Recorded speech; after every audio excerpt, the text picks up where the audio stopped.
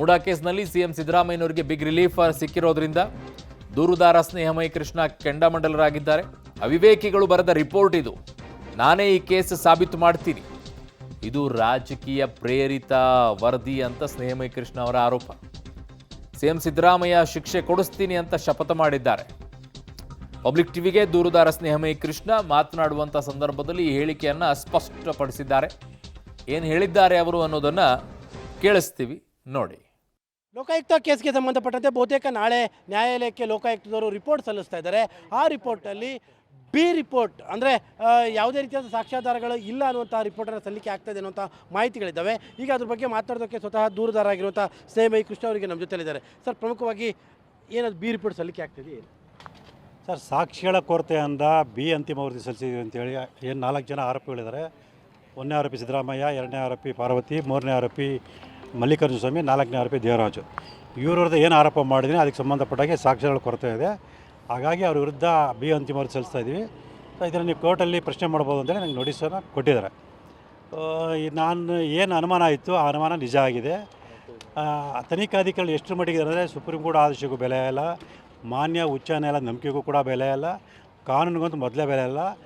ಅವರು ಪ್ರಭಾವಕ್ಕೊಳಗಾಗಿ ತಮ್ಮ ಆತ್ಮಸಾಕ್ಷಿನ ಮಾರ್ಕೊಂಡು ಈ ವರದಿಯನ್ನು ಸಲ್ಲಿಸಿರೋದು ತಯಾರು ಮಾಡೋದು ಸ್ಪಷ್ಟ ಕಂಡು ಬರ್ತಾಯಿದೆ. ಸೊ ಇದನ್ನು ನಾನು ನ್ಯಾಯಾಲಯದ ಪ್ರಶ್ನೆ ಮಾಡ್ತೀನಿ, ನಾನು ಆರೋಪನ ಸಾಬೀತುಪಡಿಸ್ತೀನಿ, ಏನು ಆರೋಪಿತರಿದ್ರೆ ಅವ್ರ ಶಿಕ್ಷೆ ಒಳಪಡಿಸ್ತೀನಿ. ಒಬ್ಬ ನಿಜಾಲು ಈ ರಾಜ್ಯದ ಜನತೆ ನಾಚಿಕೆ ಪಡುವಂಥ ವಿಷಯ ಇದು. IPS ಅಧಿಕಾರಿಗಳಿಗೆ ಒಂದು ಸಾಕ್ಷ್ಯಗಳನ್ನ ವಿಶ್ಲೇಷಣೆ ಮಾಡೋಕ್ಕೆ ಬರಲ್ಲ, ಆರೋಪಿನ ಸಾಬೀತುಪಡಿಸೋಕ್ಕೆ ಬರಲ್ಲ ಅಂತ ಹೇಳಿದ್ರೆ, ಒಬ್ಬ ಸಾಮಾನ್ಯ ವ್ಯಕ್ತಿಯಾಗಿ SLC ಓದಿರತಕ್ಕ ವ್ಯಕ್ತಿ ಆರೋಪನ ಸಾಬೀತುಪಡಿಸಿ ಶಿಕ್ಷೆ ಕೊಡಿಸ್ತಂತಂದರೆ ಇದಕ್ಕಿಂತ ಶೇಮ್ ವಿಚಾರ ಯಾವುದೂ ಇಲ್ಲ ಅಂತ ಹೇಳ್ಬೋದು. ಅಲ್ಲಿಗೆ ಯಾವುದೇ ರೀತಿಯ ಸಾಕ್ಷ್ಯಾಧಾರಗಳು ಇಲ್ಲ ಅಂತನಾ? ಹೌದು ಸರ್, ಯಾವುದೇ ಸಾಕ್ಷ್ಯಗಳಿಲ್ಲ ಅಂತೇಳಿ ಅವ್ರ ವರದಿಯನ್ನು ಕೊಟ್ಟಿದ್ದಾರೆ. ಅಂದರೆ ಸರ್, ಅಂದರೆ ನಿಮ್ಮ ಪ್ರಕಾರವಾಗಿ ಅವರಿಗೆ ಹೇಳ್ತಾ ಇರುವಂಥದ್ದು ಒಂದೇ ಒಂದು ಸಾಕ್ಷ್ಯಗಳು ಇಲ್ಲ, ಹಾಗಾಗಿ ನಾವು ಸಂಪೂರ್ಣವಾಗಿ ಬಿ ರಿಪೋರ್ಟ್ ಆಗ್ತಾ ಇದ್ದೀವಿ ಅಂತ ಕೂಡ ಹೇಳಿ. ಹೌದು ಸರ್, ಏನು ಈಗ ಅಲ್ಲಿ 4 ಜನ ಆರೋಪ ಇದ್ದಾರೆ, ಅವ್ರ ಪರವಾಗಿ ಯಾವುದೇ ವಿರುದ್ಧವಾಗಿ ಯಾವುದೇ ಸಾಕ್ಷ್ಯಗಳಿಲ್ಲ ಅಂತೇಳಿ. ಅಲ್ಲಿಗೀಗ ನೀವು ಒಂದು ವಾರ ಬಿಟ್ಟು ಅಪ್ಲಿಕೇಶನ್ ಆಗ್ತಾ ಇದ್ದೀರಾ? ಹೌದು ಸರ್, ಏನು ಅವ್ರ ತಕರಾರು ಇದು ವರದಿ ಕೊಟ್ಟ ಮೇಲೆ ಸೊ ನಾನು ಅದಕ್ಕೆ ತಕರಾರು ಜಯಕ್ಕೆ ಅದನ್ನು ಪ್ರಶ್ನೆ ಮಾಡ್ತೀನಿ. ಅಂದರೆ ರಾಜಕೀಯ ಪ್ರೇರಿತವಾದಂತಹ ಒಂದು ರಿಪೋರ್ಟ್ ಇದು ಅಂತನಾ? ಸರ್, ಹೇಳೋಣ ಆತ್ಮಸಾಕ್ಷಿ ಮಾರ್ಕೊಂಬಿಟ್ಟಿದ್ದಾರೆ ತನಿಖಾಧಿಕಾರಿ. ಆ ಪ್ರಭಾವಕ್ಕೆ ಒಳಗಾಗಿತ್ತು ಆಗ್ತಾರೆ ಅಂತ ಏನು ಹೇಳ್ತಿದ್ದೀವಿ ಅದು ನಿಜ ಆಗಿದೆ. ಅಲ್ಲಿಗೆ ನಿಮ್ಮ ಪ್ರಕಾರವಾಗಿ ಲೋಕಾಯುಕ್ತರು ಪ್ರಿಜಿಡಿಸ್ ಮೈಂಡಲ್ಲಿ ಇದ್ದರು ಅನ್ನುವಂಥದ್ದು ಖಂಡಿತವಲ್ಲ ಸರ್, ಪ್ರಾರಂಭದಲ್ಲೂ ಕೂಡ ನಮ್ಗೆ ಅನುಮಾನ ಆಯಿತು, ಅದು ನಿಜ ಆಗಿದೆ. ಅಲ್ಲಿಗೀಗ ನೀವು ಇಷ್ಟೆಲ್ಲ ಸಾಕ್ಷಿಗಳು ಕೊಟ್ಟರು ಸಾಕ್ಷಿ ಇಲ್ಲ ಅಂತ ಹೆಂಗೆ ಹೇಳ್ತಾ ಇದ್ದಾರೆ ಅಂತ? ಸರ್, ಇಲ್ಲಿ ತನಿಖಾಧಿಕಾರಿಗೆ ಸಾಕ್ಷಿನ ಹೇಗೆ ವಿಶ್ಲೇಷಣೆ ಮಾಡೋ ತಿಳುವಳಿಕೆ ಇಲ್ಲ ಸರ್. ಅವಿವೇಕಿಗಳಷ್ಟೇ ಇಂಥ ವರದಿಗಳು ಸಾಧಿಸೋಕ್ಕೆ ಸಾಧ್ಯ. ಸೊ ನಾನು ಸಾಬೀತುಪಡ್ತೀನಿ, ಅವಾಗ ಅವ್ರಿಗೆ ನಾಚಿಕೆ ಆಗುತ್ತೆ. ನೋಡೋಣ ಅವ್ರಿಗೆ ಅವಾಗಾದರೂ ನಾಚಿಕೆ ಆಗುತ್ತಾ ಅಥವಾ ತಮ್ಮ ತಪ್ಪನ್ನು ತಿದ್ಕೊಳ್ತಾ ನಾನು ಕಾದು ನೋಡಿ. ಇದೇ ಕಾರಣಕ್ಕೆ ತಾವು CBI ಕೇಳ್ತಾ ಇದ್ದಿದ್ದ ಏನು? ಹೌದು ಸರ್, ಖಂಡಿತವಾಗ್ಲೂ CBI ಕೇಳ್ತಿದ್ವಿ. ಈಗ ಕೋರ್ಟಲ್ಲಿ ನಾನೇ ಸಾಬೀತುಪಡಿಸ್ತೀನಿ, ಇದು ಮಾಡ್ತೀನಿ. ಓಕೆ, ಇದು ಸ್ನೇಹಮಯಿ ಕೃಷ್ಣ ಅವರ ಮಾತು. ಕ್ಯಾಮರಾ ಪರ್ಸನ್ ಕಾರ್ತಿಕ್ ಜೊತೆ KP Narad, public TV, Mysuru.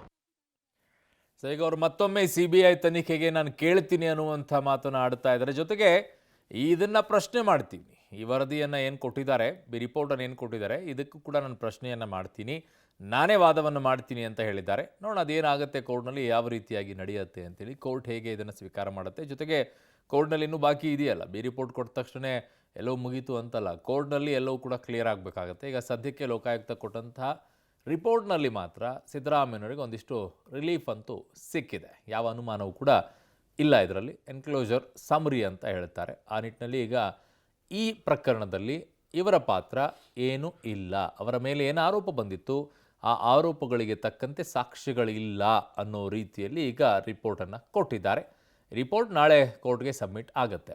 ನಾಳೆ ಇನ್ನೂ ಕೂಡ ಪಿಕ್ಚರ್ ಬಾಕಿ ಹೇ ಅಂತ ಹೇಳಬಹುದು. ಸೊ ನಾನೇ ಈ ಕೇಸನ್ನು ಸಾಬೀತು ಮಾಡ್ತೀನಿ ಅಂತ ಹೇಳ್ತಾ ಇದ್ದಾರೆ. ಬಟ್ ಗೊತ್ತಿಲ್ಲ, ಈ ಸಾಬೀತಾದರೆ ಲೋಕಾಯುಕ್ತರ ವರದಿಗೆ, ಲೋಕಾಯುಕ್ತ ತನಿಖೆಗೆ ಹೇಗೆ ಉಳ್ಕೊಳ್ಳುತ್ತೆ ಅಂತ ಹೇಳಿ ಅದು ಇನ್ನೂ ಮುಂದಿರುವಂಥ ಭಾಗ.